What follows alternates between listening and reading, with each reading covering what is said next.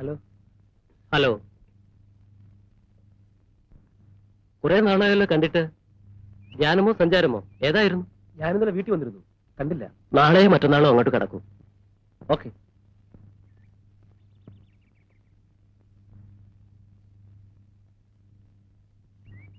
ഹോസ്റ്റലിലേക്ക് വരുന്നു. വത്സവ്യുണ്ട്.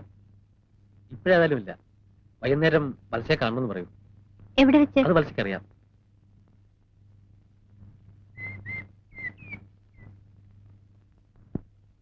മത്സ്യ ലേറ്റായതിൽ സഹീപോ ദേഷ്യപ്പെടുന്നുണ്ടാവും. ആ കുട്ടിക്ക് എപ്പോഴും ഞാൻ അടുത്ത് തന്നെ വേണം. എനിക്കും രമണി ഇഷ്ടമാണ്. ദേ, പിന്നെ കുഴപ്പമുണ്ടാക്കരുത്. പ്രദീപ് ആയതുകൊണ്ടാ ഞാൻ ആ കുട്ടിയെ പരിചയപ്പെടുത്തിയത്. രമണി ഒന്ന് ചിരിച്ചു കാണാൻ വേണ്ടി മാത്രം. മത്സ്യേ, ഞാൻ പറഞ്ഞതിന് മറ്റർത്ഥങ്ങളൊന്നുമില്ല. നീ എന്താ അങ്ങനെ ആലോചിച്ചത്? എന്റെ വിശ്വാസം നഷ്ടപ്പെടുത്താതിരുന്നാ മതി.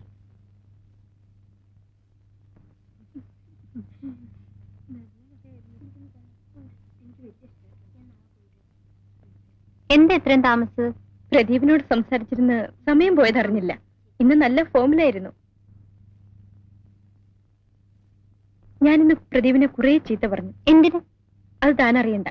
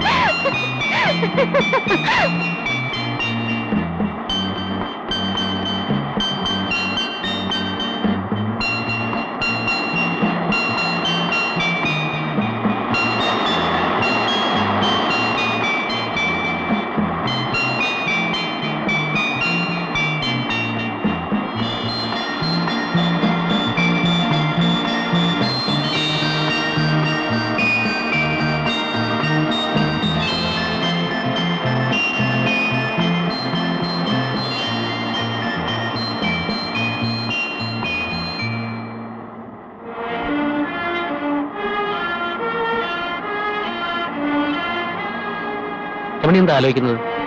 നമുക്ക് പോകാം പ്രദീപ്. കുറച്ചു നേരം കൂടി ഇരിക്കൂ. ഒരിക്കലും മടുപ്പിക്കാത്ത ഒന്നാണ് കടൽ. പല രാത്രികളിലും ഈ വേലിയേറ്റത്രികളുടെ സംഗീതം കേട്ട് ഞാൻ ഉറങ്ങിയിട്ടുണ്ട്. ഇവിടെ ഇരുന്നാൽ കവിത എഴുതാൻ പറ്റുമോ? ജീവിച്ചിരിക്കുന്ന മഹാന്മാരെ പറ്റി ചരമഗീതം എഴുതി സൂക്ഷിക്കുന്ന മഹാകവികളെ കണ്ടിട്ടില്ലേ? അവർക്ക് ഇവിടെ വരണം കവിത എഴുതാൻ. എപ്പോഴും പുസ്തകവും പേനയുമായി പുഴയെയും കടലിനെയും നോക്കി കവിത എഴുതുന്ന സിനിമയിലെ കവികളെ കണ്ടിട്ടില്ലേ? അവർക്കും ഇവിടെ സൃഷ്ടി നടത്താം. എനിക്ക് ദുഃഖമാണ് എന്ന് വിളിച്ചു കരയുന്ന സർക്കാർ കവികളില്ലേ? അവർക്കും ഇവിടെ വരണം കവിത എഴുതാൻ.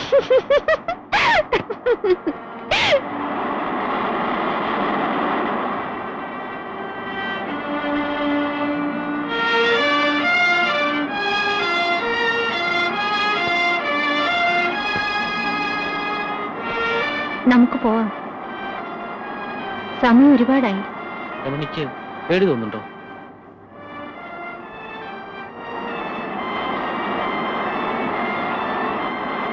ഇവിടെ ഇങ്ങനെ ഇരുന്നാൽ മറ്റുള്ളവർ നമ്മൾ പ്രേമത്തിലാണെന്നേ പറയൂ. അങ്ങനെ പറഞ്ഞാൽ എന്താ? ഞാനങ്ങനെ ആയിക്കൂടാ. എനിക്കത് പാടില്ല.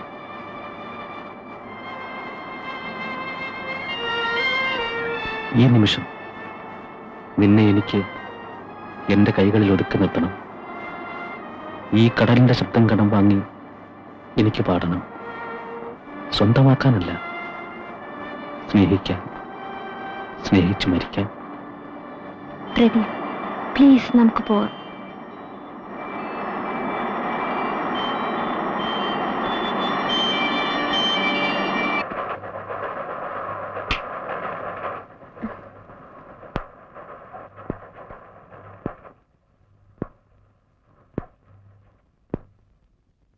കിടക്കറയിൽ ഒരു ഭാര്യയ്ക്ക് സാധാരണ നൽകാൻ കഴിയുന്നതിൽ കൂടുതൽ ചന്ദ്രേട്ടൻ എന്നോട് ആവശ്യപ്പെടും. ബലം പ്രയോഗിക്കുമ്പോൾ ചിലപ്പോഴൊക്കെ ഞാൻ അനുസരിക്കാറുണ്ട്. എന്നിട്ടും എനിക്ക് എതിർക്കാതിരിക്കാൻ കഴിയുന്നില്ല. ചില ആളുകൾ ഇങ്ങനെയൊക്കെയാണ്. അവര് തൃപ്തിപ്പെടാൻ ചെയ്യുന്ന പലതും ഭാര്യയുടെ ഇഷ്ടം നോക്കിയല്ല. നമ്മൾ സെക്സും അതിന്റെ സൈക്കോളജിയും പഠിക്കുന്നവരല്ലേ. കുറെ കൂടെ ബുദ്ധിപരമായി പെരുമാറിയാൽ ചിലപ്പോൾ നേരെയായിന്ന് വരും. എന്തോ എനിക്ക് ആ വിശ്വാസം തീരെയില്ല.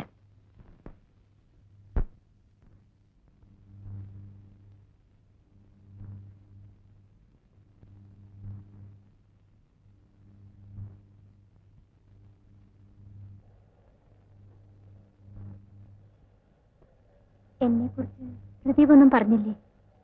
ഇല്ല, പ്രദീപിന് അങ്ങനെ ആരോടും അത്ര വലിയ താല്പര്യമൊന്നുമില്ല. പിന്നെ പ്രദീപിനെ അങ്ങോട്ട് കയറി പ്രേമിച്ച് 2-3 പേരെ എനിക്കറിയാം. അവരെല്ലാം ഇപ്പൊ കല്യാണം കഴിഞ്ഞ് കുട്ടികളുമായിട്ട് കഴിയുക. പൾസ് റെഡിയായില്ലേ? 8:30 വണ്ടി. ഞാനിപ്പോ വരാം, നടന്നോളൂ.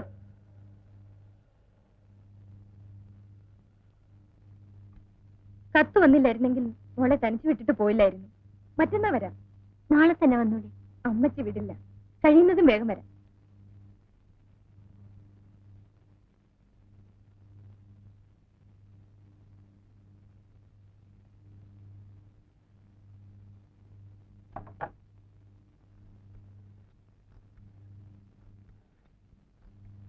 ഹലോ, 3133 പ്രദീപ് ജോണിനെ ഒന്ന് വിളിച്ചിരുന്നു.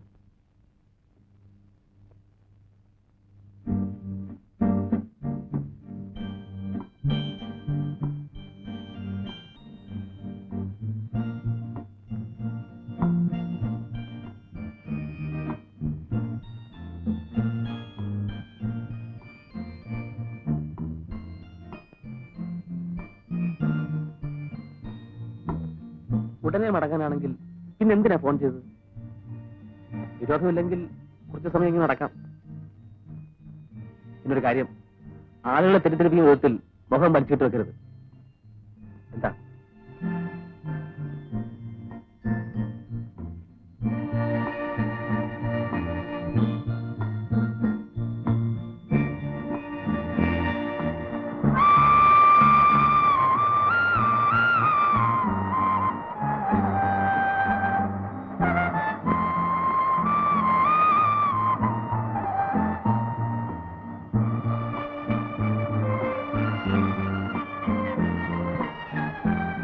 ഇതാണ് എന്റെ ആശ്രമം.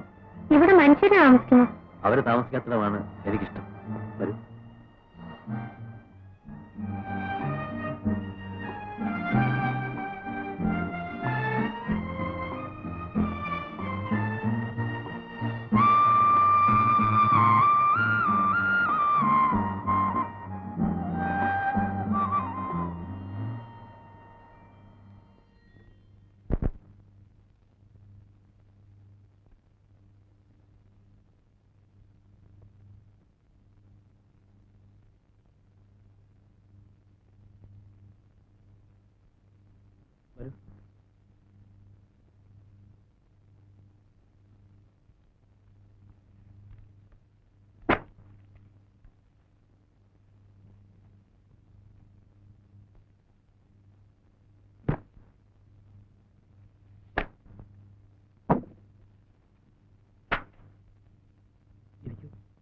എന്തിനാ ഇത്രയും വലിയ ഫോർമാലിറ്റീസ്?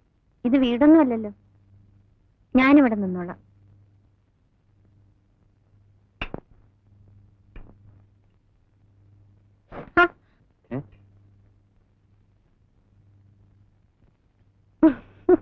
കവിയുടെ ആരാധകരായിരിക്കും ഈ ഓടുന്നത്.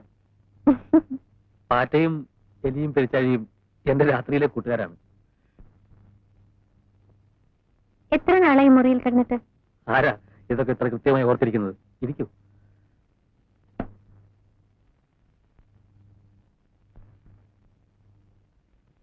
ഒരു കാര്യം ചോദിച്ചാൽ സത്യം പറയൂ. പ്രദീപ് വീട്ടിൽ പോയിട്ട് എത്ര നാളായി?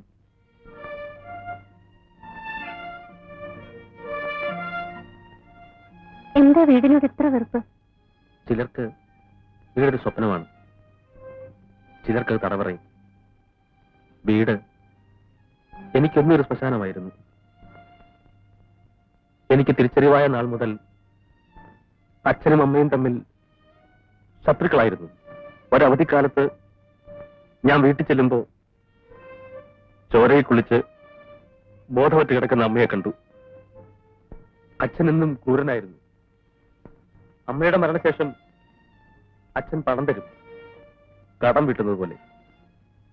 വിവരങ്ങൾ അന്വേഷിക്കും, ഒരു യന്ത്രത്തെ പോലെ.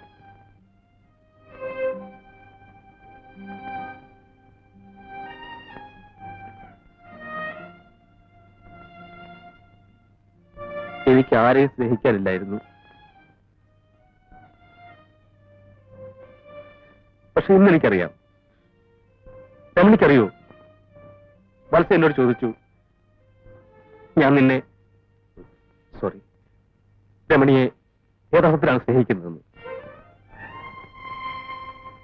ഞാൻ പറഞ്ഞു, ഒരർത്ഥത്തിലുമല്ലെന്ന്.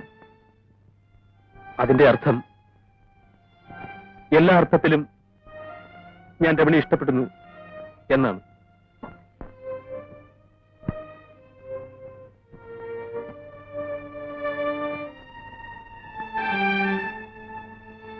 സ്നേഹിക്കാൻ കഴിയാത്ത അവസ്ഥ നരകമാണ്.